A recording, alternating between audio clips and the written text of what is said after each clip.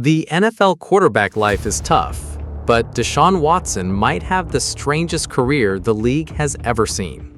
Through the first 6 weeks of the 2024 season, Watson had the worst QBR in NFL history. Then he tore his Achilles in Week 7, and some Browns fans actually cheered. Even after the injury, Cleveland can't escape him because of his $230 million fully guaranteed contract. But just a few years earlier, Watson was breaking franchise records in Houston. So how does someone go from franchise savior to the worst quarterback in the league? What really happened to Deshaun Watson? To understand it all, you have to go back to Gainesville, Georgia. At Gainesville High, Watson was a generational talent.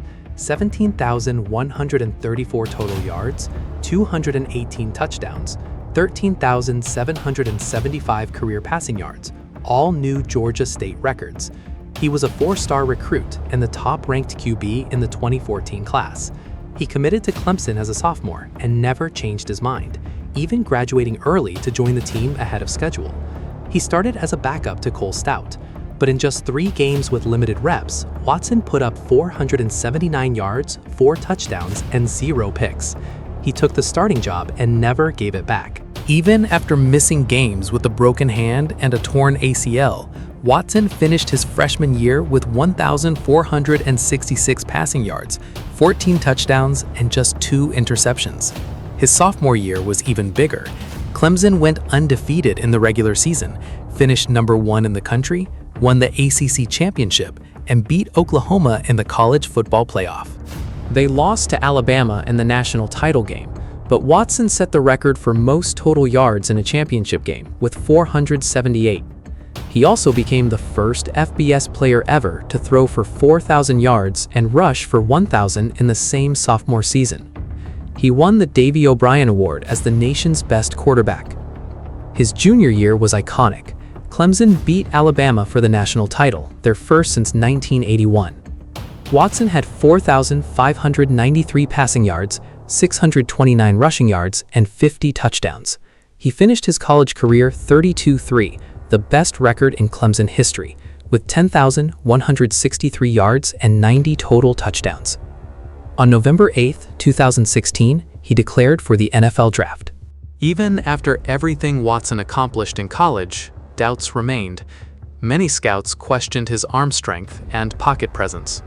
He was a different kind of quarterback, creative, able to extend plays, throw off balance, but nobody could deny he was a winner.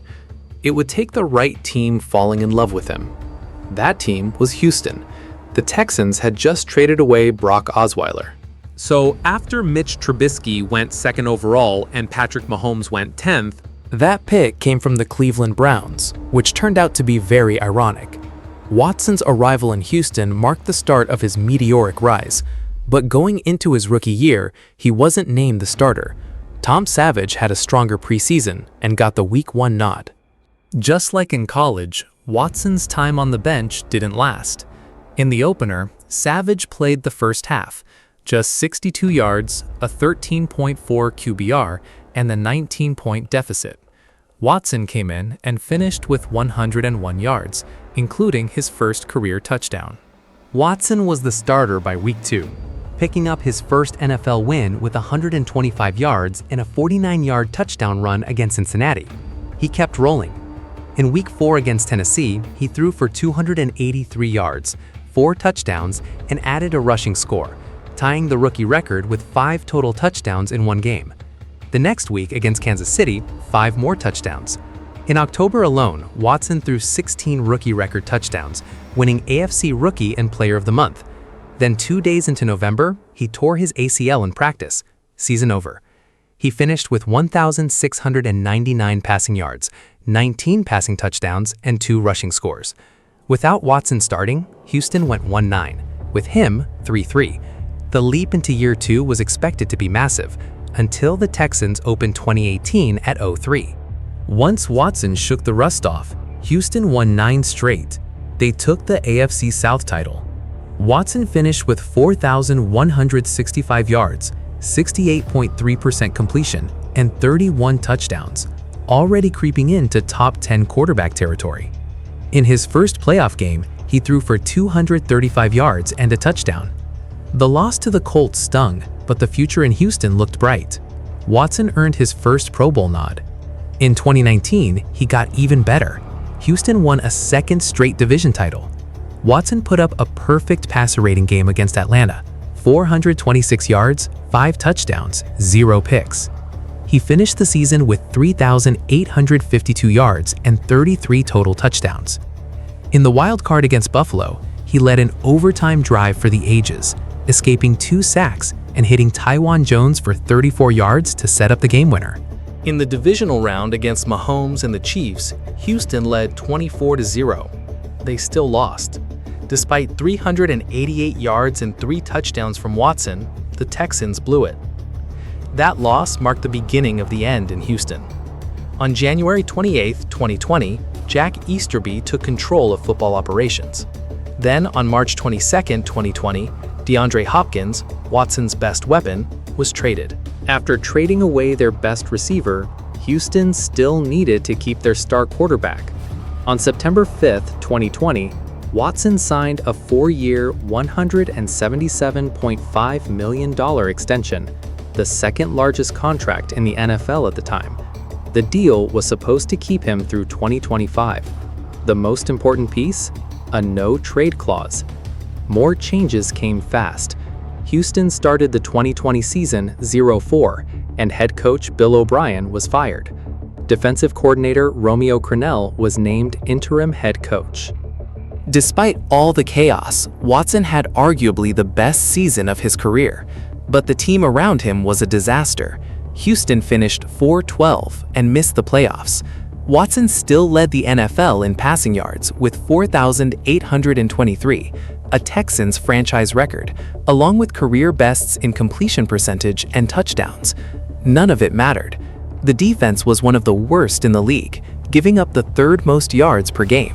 The 2020 season was a total letdown. Houston went full rebuild.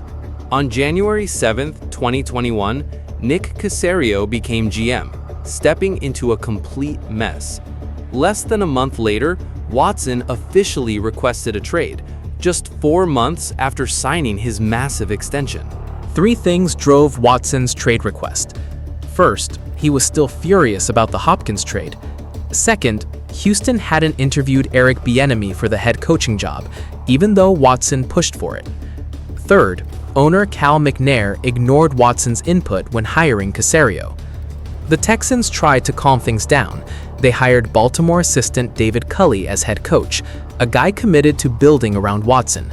Then J.J. Watt requested his release. The whole franchise was falling apart. And then on March 16, 2021, everything exploded. The first civil lawsuit against Watson was filed, alleging inappropriate conduct with massage therapists. Watson posted on social media, but the cases kept piling up. In less than 3 weeks, 22 total lawsuits were filed. Reports revealed Watson had met with 66 different massage therapists in just 17 months between 2019 and 2021. His Nike and Beats by Dre deals were immediately paused. Watson sat out all of 2021. Houston went 4-13. 1 week after a grand jury cleared him on his 22 charges, he was traded in a blockbuster deal, one now widely called one of the worst trades in NFL history. Watson's no-trade clause gave him power to pick his destination. He chose Cleveland. On March 8, 2022, the Texans sent Watson and a 6th-round pick to the Browns for 6 picks. But the real disaster was the contract. Cleveland gave Watson $230 million, all of it fully guaranteed, the most in NFL history. They also pushed most of his money to the back of the deal due to a potential 2022 suspension. That decision would haunt Cleveland for years. The chaos followed Watson straight to Cleveland. Baker Mayfield requested a trade out the same week and was sent to Carolina. Then going into the 2022 season, 2 more lawsuits were filed against Watson.